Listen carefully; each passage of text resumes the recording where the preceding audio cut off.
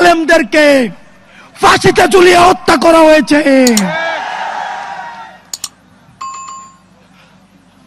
আমরা এই বিচার নিশ্চিত না করা পর্যন্ত দুনিয়ার কোন শক্তি নাই আমাদেরকে রাজপথ থেকে উৎখাত করবে। প্রিয় সহযোদ্ধ, আপনারা জানেন ক্ষমতার লোভে অনেক রাজনৈতিক দল আওয়ামী লীগকে মাফ করে দেওয়ার আলাপ তুলেছে। আমরা আপনাদেরকে বলতে চাই, মন্ত্রিত্বের লোভে, ক্ষমতার লোভে, সংসদে যাওয়ার লোভে আপনি যদি মনে করে থাকেন এই আহতরা রাস্তায় রক্ত দিয়েছে এবং এই রক্তের উপর, এই পিচ্ছিল রক্তের উপর দিয়ে আপনি সংসদে যাবেন, তাহলে মনে রাখবেন জাতীয় বেঈমান হিসেবে পরিচিত হবেন। যে আওয়ামী লীগ এখনো পর্যন্ত একটা সরি পর্যন্ত বলে নাই, এখনো পর্যন্ত তারা অপরাধ স্বীকার করে নাই, তাদের সাথে কিসের রিকনসিলিয়েশন? তারা ক্ষমা চাওয়ার আগে, তারা ক্ষমা চাওয়া তো দূরে থাক, তারা এখন হত্যার হুমকি দিচ্ছে বিদেশে বসে। কিন্তু আমরা দেখছি মুরব্বীদের মধ্যে তাদের জন্য মায়া হচ্ছে। মনে রাখবেন, যারা এই রিকনসিলিয়েশনের আলাপ তুলছেন, আওয়ামী লীগকে নির্বাচনে দেখতে চাচ্ছেন, আপনারা ক্ষমতামুখী, আর আমরা আহত এবং যারা জীবন্ত শহীদ আমরা হচ্ছে জনতামুখী। যতদিন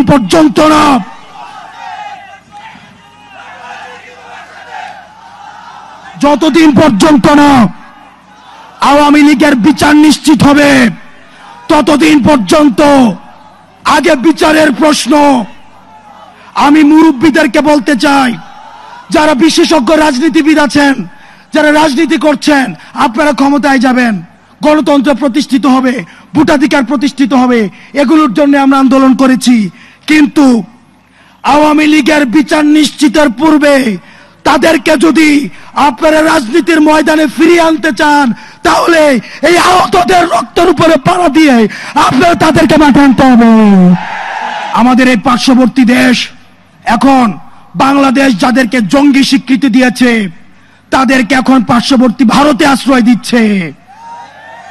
এই ভারতের বেতনভুক্ত কর্মচারী শেখ হাসিনা ভারতের প্রেসক্রিপশনে এই গুম, খুন, হত্যাকাণ্ডগুলোকে চালিয়েছে। এখন আমরা ভারতকে বলতে চাই, ভারত যেন সেফ হাউস অফ টেররিস্ট না হয়ে ওঠে। আমরা ভারতের সাথে আর কোন নীল ডাউন ডিপ্লোমেসিতে যেতে চাই না। নত জানুর কোন ডিপ্লোমেসি ভারতের সাথে চলবে না। ভারতের সাথে সম্পর্ক হবে চোখে চোখ রেখে। আলেমের রক্ত আমাদের গায়ে লেগে আছে, আহত রক্ত আমার গায়ে লেগে আছে। আমার ভাই ইলিয়াস ঘুমিয়েছে, তাদের দুঃখ স্মৃতি আমাদের মনে আছে। তাদের রক্তের উপর দাঁড়িয়ে ভারতের সাথে কোন নত জানু সম্পর্ক আর হবে না।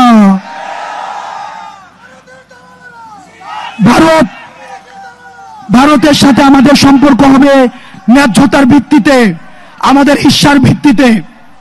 আমরা বলতে চাই, ভারত জঙ্গিদেরকে এখন আশ্রয় দিচ্ছে, জঙ্গিদেরকে পৃষ্ঠপোষকতা দিচ্ছে এবং গুজরাট কসাই আমার দেশে সাম্প্রদায়িক সম্প্রীতির সেলেশন দিচ্ছে। আমরা গুজরাট কসাইকে বলতে চাই, আমার ভাই আবু আলিফকে দিন দুপুরে রাস্তায় ফেলে জবাই করা হয়েছে। জবাই করার পরেও আমাদের বাংলাদেশে আলেম সমাজ আমরা ধৈর্যের পরিচয় দিয়েছি। এটি হচ্ছে গণ অভ্যুত্থানের শক্তি। আমরা ভারতের কোন ষড়যন্ত্রে আমরা পাড়া দেই নাই। ভারত চেয়েছিল আমাদের যারা বন্ধু হিন্দু ভাই, আমাদের যারা সংখ্যালঘু রয়েছে, তাদের সাথে আমরা সংঘর্ষে জড়াই, কিন্তু আমরা ভারতের কোন ষড়যন্ত্রে আমরা পা দেই নাই। এই বাংলাদেশে সংখ্যালঘু তারাই যারা বাংলাদেশের বিপক্ষে। আমার কোন হিন্দু ভাই সংখ্যালঘু না, আমার কোন বৌদ্ধ ভাই সংখ্যালঘু না, আমার কোন পাহাড়ি ভাই সংখ্যালঘু না। বাংলাদেশের বিপক্ষে যারা, তারাই হচ্ছে সংখ্যালঘু। আমরা স্পষ্ট করে বলতে চাই, আসাদুজ্জামান খান কামালকে যখন পুলিশ দেখাচ্ছে, এই ছেলেগুলাকে একটা বুলেট মারা হয় আর 10টা দাঁড়িয়ে যায়। আমরা হচ্ছে সেই প্রজন্ম। আপনারা যদি মনে করে থাকেন যারা হচ্ছে সমঝোতার রাজনীতিতে বিশ্বাস করেন, যারা চাচ্ছেন ব্যাকডোর দিয়ে সমঝোতা করবেন, মামলা বাণিজ্যের মধ্য দিয়ে সমঝোতা করবেন, মনে রাখবেন এই প্রশস্ত বুকের উপর দিয়ে তাহলে আবার বুলেট যেতে হবে। আর কোন বাংলাদেশে সমঝোতার রাজনীতি নয়, আর কোন গুম নয়, আর কোন হত্যা নয়, আর কোন ফ্যাসিবাদের উত্থান নয়। যেখানে ফ্যাসিবাদের উত্থান হবে সেখানেই আমরা একসাথে লড়ব। যারা এত বছর ধরে, গত 16 বছর ধরে এই জেল জুলুম, অত্যাচার, গুম খুন এবং হত্যার সংস্কৃতি বজায় রেখেছে, তাদেরকে কারা এই বাংলাদেশ থেকে সেফ এক্সিট দিয়েছে তাদেরকে খুঁজে বের করতে হবে।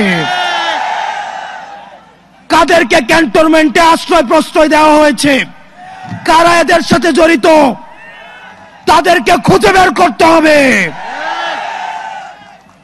পৃথিবীর ইতিহাসে আর কোথাও নেই একই সাথে শিক্ষক, বুদ্ধিজীবী, অভিনেতা, নায়ক, পেশাজীবী, শ্রমজীবী একই সাথে ফ্যাসিস্টের পা চেটেছে। আজকে আমাদের সময় এসেছে তাদেরকে খুঁজে বের করা। যেই ডাক্তার সেদিন আহতদেরকে চিকিৎসা দেয়নি, যেই জনগণের পয়সার কেনার বুলেট যাদের দরকার ছিল, যেই বিজিবি থাকার দরকার ছিল সীমান্তে, তাদেরকে ডেকে এনে তাদেরকে দিয়ে কারা গুলি চালিয়েছে তাদেরকে খুঁজে বের করতে হবে।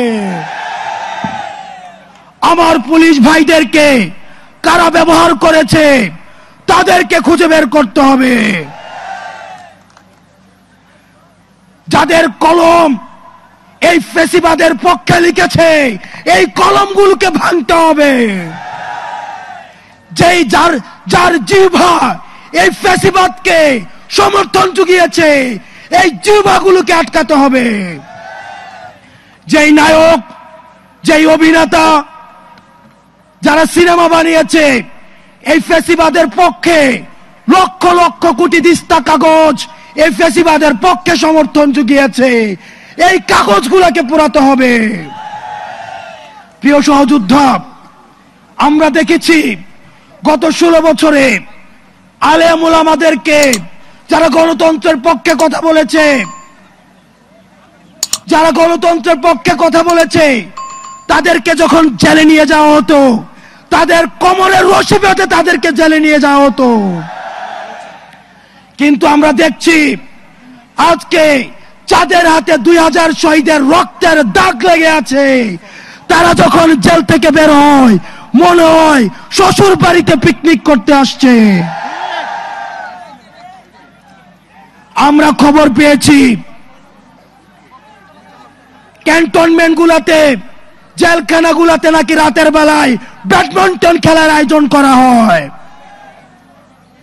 প্রশাসন, পুলিশ প্রত্যেকটা স্তরে স্তরে এই ফ্যাসিজমের আখড়া গড়ে উঠেছে। প্রত্যেকটি জায়গা থেকে ফ্যাসিবাদকে উৎখাত করতে হবে। প্রিয় সহযোদ্ধা, আপনারা জানেন 71কে পুঁজি করে আওয়ামী লীগ গত 16টা বছর শত মায়ের বুক খালি করেছে, শত স্ত্রীকে বিধবা করেছে, শত সন্তানকে এতিম করেছে, শত মাকে সন্তান হারা করেছে। এই 71কে পুঁজি করে যারা এই 71কে আওয়ামী লীগীকরণ করেছে তাদেরকে বিচারের আওতায় আনতে হবে। প্রিয় সহযোদ্ধা, 71কে পুঁজি করে